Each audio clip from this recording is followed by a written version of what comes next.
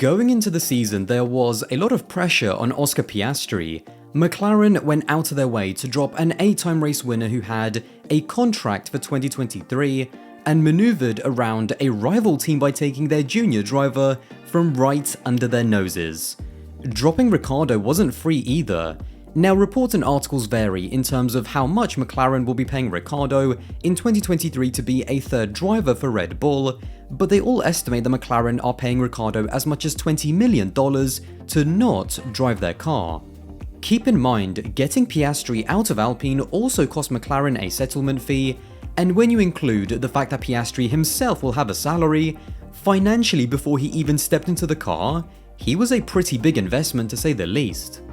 McLaren, of course, went to all of this trouble and paid all of this money because they believe that by getting him now, not only are they getting a potential future superstar into their team, but that his increased performances in 2023 and beyond will earn McLaren more prize money, which will offset the losses that they would have potentially had by finishing lower with Ricciardo. The reason why I wanted to reiterate this is because I think it almost gets underestimated how much pressure Piastri was under coming into his rookie season. There was already massive expectations due to how he got into McLaren, his incredible junior record of being a serial winner, and then the cherry on top was having one of the most informed drivers in Formula 1 as his teammate in Lando Norris. Even though it is still very early days, I have been massively impressed by Oscar Piastri already. There's not necessarily been one thing that I can point to and say, that's been the most impressive or surprising thing about him. It's just his all-round package both on and off the track. What's not helped both Norris and especially Piastri, however, is that this year's McLaren is somehow even worse than last year. On pure pace, it's actually closer to the front than last year, but because of how much the field has closed up in 2023, McLaren have found themselves at best only the 6th best team on the grid. What's worse is that not only is the car slow, it's massively inconsistent.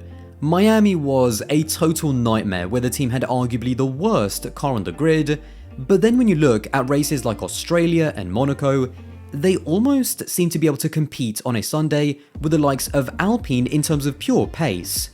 The combination of a disappointing car and also one that is inconsistent is almost the worst combination because it means you don't really know what you're going to have from track to track, and that can't be good for the confidence of Piastri, who, in many circumstances, is going to tracks for the very first time. Having said that, I think it's fair to say that none of the 3 rookies that we have in 2023 have good cars, and so I suppose in a way all of them are in the same boat. What that also means is that it's easier to make comparisons between the 3, and on that front, there isn't even a conversation in terms of who has been the most impressive so far. Piastri has been clear. Unlike the other 2, Piastri's season so far has been mostly incident-free. Whether it's the experience of fighting for a championship in F2, or just the way he goes about racing in general, he's generally built up towards weekends and qualifying sessions, and he hasn't been caught out pushing too much too early or losing concentration during the race. His qualifying pace has also been very good, especially when you remember the context that he's up against Lando, who's more than capable of pulling out an almighty lap. The beginning of the season was hard to judge. In the opening race, Lando was comfortably ahead by over 4 tenths, although in the next race in Jeddah, Piastri got all the way to Q3 qualifying in 9th, and it was Lando this time who had an uncharacteristically poor session crashing out in Q1. If you look at the most recent qualifying gaps, Piastri has seriously been giving Lando a run for his money. In Miami, Lando was just 0.09 of a second ahead, and in Monaco last time out on a track where confidence and car control are absolutely everything, Lando was just under 0.02 ahead of Oscar. Straight away, this has jumped out to me when I've been watching Oscar. He has had some really impressive qualifying sessions, getting into Q3 in Jeddah, Baku and Monaco, and even when he's missed out but Lando has gone through, he has always been right up there and right on the cusp in P11. And by no means have I ever looked at the gap between Lando and Oscar and felt as though, even though he was a rookie, that he was a liability in terms of pure pace. Points, of course, are scored on a Sunday, and this is where Piastri has been arguably the most impressive. Now, again, there isn't one particular thing that stands out about his Sunday driving, but it's just the whole package. In terms of tyres, this is something that can easily catch out rookies, like we saw with Logan Sargeant in Monaco. Knowing how to preserve tyres whilst still extracting performance out of them but not putting too much energy into them, which causes graining, requires very specific driving techniques. This is usually where rookies get tripped up, because when it comes to these Pirelli tyres, experience is everything. But Piastri hasn't really had those same issues. Although it's been difficult to judge his racecraft because we haven't really seen too much of it, when he has needed to get an overtake done, he has more than risen to the challenge. That overtake on Yuki in the wet in Monaco for the points was a seriously impressive move. Lando managed to pull off a similar move a few laps earlier, and for Oscar to have the confidence to go punch for punch with Lando is exactly what the team needed. We know how good Lando is, and we know how at times he's done stuff in the car that both the team and his former teammate has looked at and just said, I can't get anywhere near that. I think the best compliment that I can say about Piastri's season so far is that if you look at where he's finished relative to Lando, he has only been finishing 2 or 3 places behind him pretty consistently.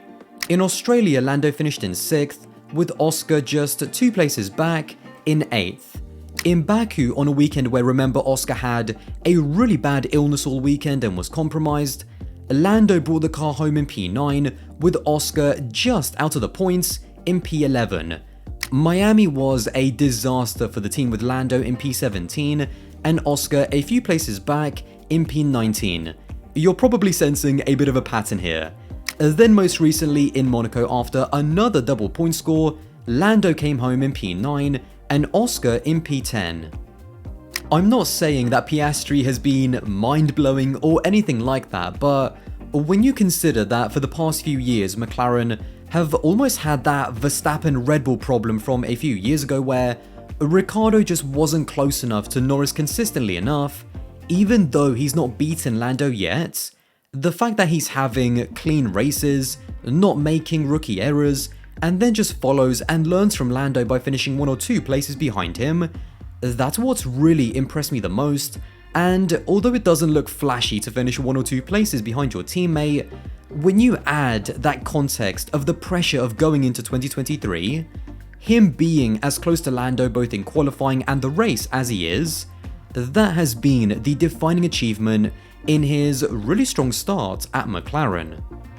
Lando himself has also recognised that Piastri has hit the ground running, and a few races ago talked about how he compares with his previous Australian teammate. I wouldn't say that we have the same driving style, but our comments and complaints are generally always the same, so I think that's a good thing. He's a lovely guy, down to earth, a normal guy, a worker, so it's good fun. Different, I guess, to Daniel, I feel like a bit of a contrast of Australian character, but still good fun. He's very fast at the same time, so he's probably been pushing me a little bit more than in the past couple of years. Despite his great start, because the car is so bad, I think it still leaves me wondering if he had, say, the car that Lando had in his rookie season in 2019, which was a consistent point scorer, how much better would his start to the season actually look? Now, I don't want to overhype his start and make it out to be something it's not, but after the troubles last year, Piastri has not only come into the team and been a match for Lando, but he's took the pressure off the team in terms of blaming Ricciardo and having that negative cloud hanging over them. Looking at what's possible for 2023, I think by virtue of their improved driver lineup alone, Norris and Piastri will at least finish 6th in the Constructors. But to be Alpine for 5th, especially with them coming off the back of a podium in Monaco, Norris and Piastri are good, but they are not miracle workers. What I can say is that, unlike in previous years, and unlike at a team like Aston Martin who have a great car, the driver lineup is not going to be a limiting factor to what the team can achieve. Hopefully with the stability that Oscar has brought the team, they can now fully focus on developing the car and ultimately building for 2024. Because when you have two drivers as good as Lando and Oscar on your hands and keep under-delivering, they are not going to be around for long. Well, there you have it. If you did enjoy this video and want to support the channel, then don't forget to subscribe. That would be massively appreciated, and I'll see you in the next one.